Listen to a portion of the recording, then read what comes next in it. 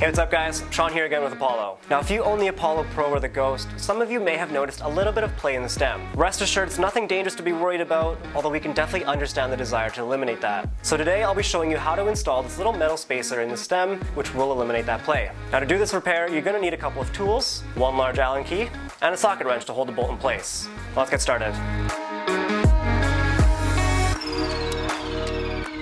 Alright, so this is a very simple process to install this. You're just going to need to loosen this one screw right here. So, I got my large Allen key, and there is a nut on the other side, which we want to hold in place, which is why I have my socket wrench. So we're going to undo this, a few twists, and that'll loosen it up. And then it should release the nut on the other side. Make sure not to lose that. Once that's off, you could push this screw out. That comes out.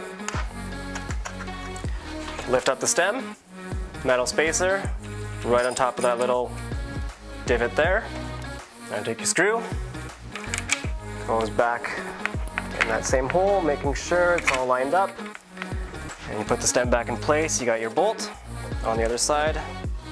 Again, holding it with the socket wrench or whatever you might have.